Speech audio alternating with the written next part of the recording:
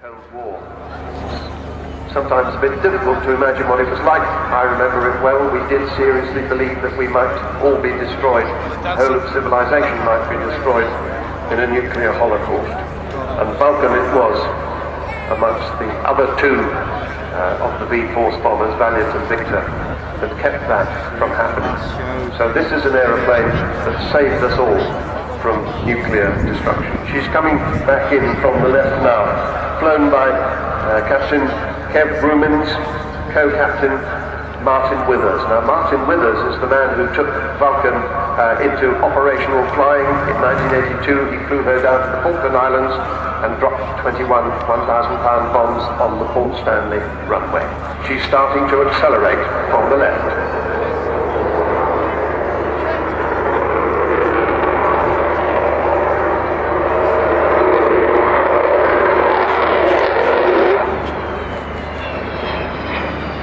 But with the power of those engines and the fact that she's 10 tons lighter than she used to be when she was in RAF service, you can't have the engines at full chapter very long. You'll exceed all the speed limits. So you have to take the throttles off again, and you then get the demonstration of how she can whisper round the place. It's an amazing airframe. It's very slippery, not much drag. She just glides along and can do it very quietly when she wants to. So, I was talking about Martin Withers. Right at the end of Vulcan's operational career, that was in 1982, she hit the centre line of the Port Stanley runway, which was occupied by the Argentines in the Falklands, with one bomb at the edge of the runway with another. That was out of dropping 21 bombs, 21 1,000-pound bombs, not far short of 10 tons. That's what you had to do with wartime non-guided weapons, stump bombs as they're referred to. And you can see how stealthy she is. She creeps up on you and she has that slim look coming towards you.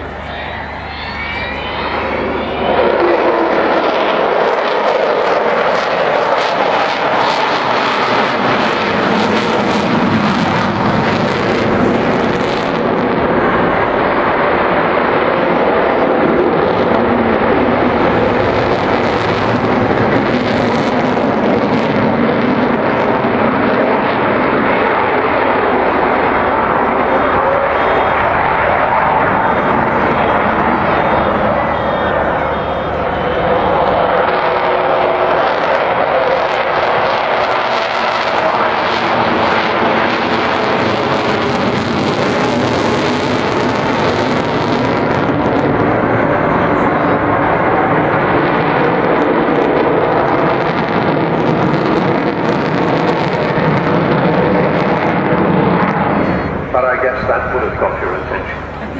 As I was saying, the sound of those four Bristol Olympus 202 engines, about 16,500 pounds of static thrust from each of them, 65,000 pounds in total, give or take.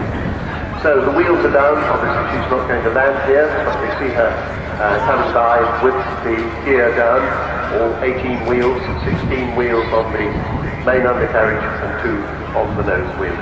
And as she comes to being the centre point of the display, I'm expected to see them retracting the undercarriage back into their bag. That raid on the Falkland Islands was 7,760 miles round trip, the longest bombing raid in history at the time, and it involved 11 victors refuelling, and 18 air-to-air refuelings had to take place to enable this aircraft to get from Ascension down to the Falkland Islands and back again. It was a very close thing.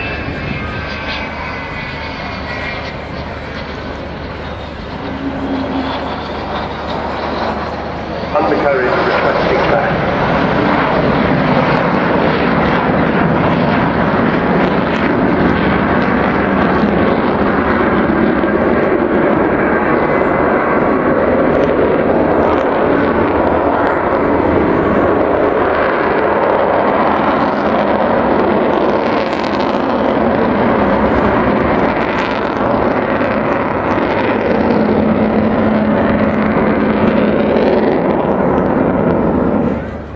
Vulcan was immensely popular when she was in RAF service. This particular aeroplane was kept on long after the other operational aircraft had ceased flying as part of the Vulcan display flight.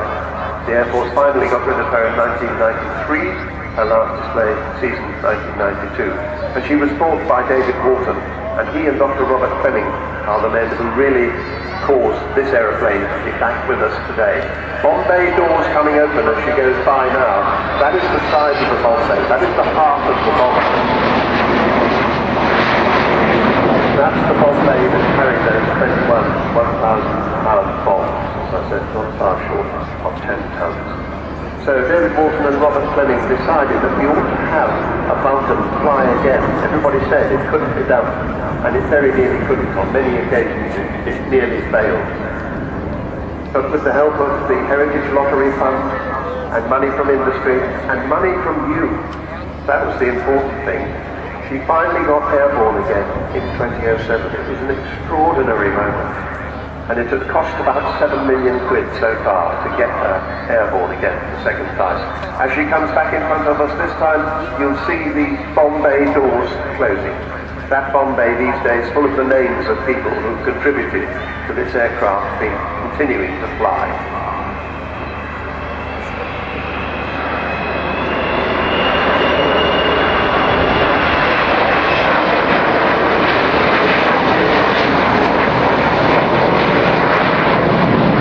So to get her to the stage at which we see her today has cost roughly 23 million quid. That is extraordinary. And not only has it turned up,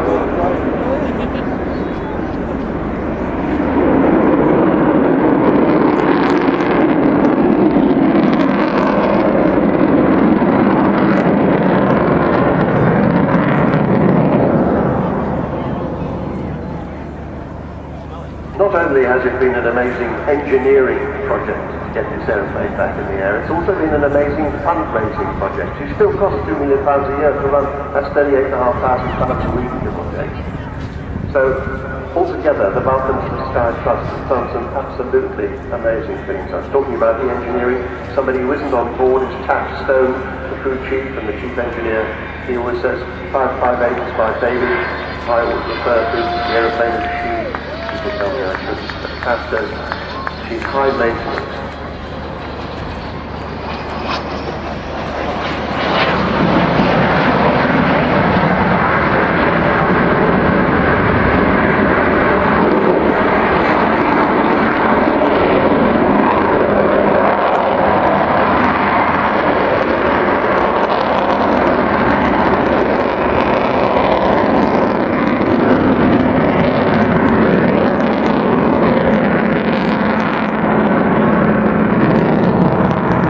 That amazing design from Roy Chadwick.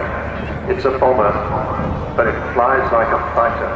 And indeed, all Vulcans have, instead of the usual control yoke that you have in a big bomber in front of the pilots, you have fighter-type control columns.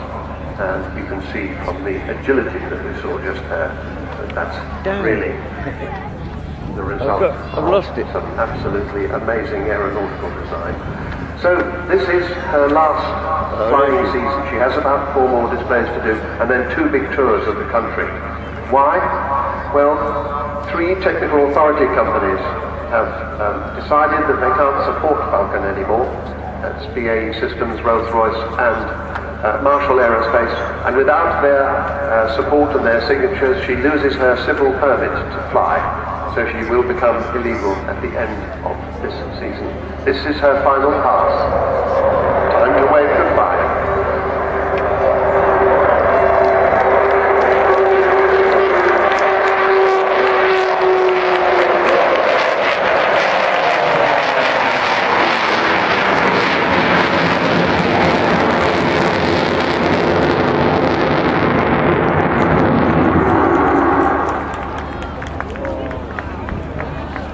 So, what's next?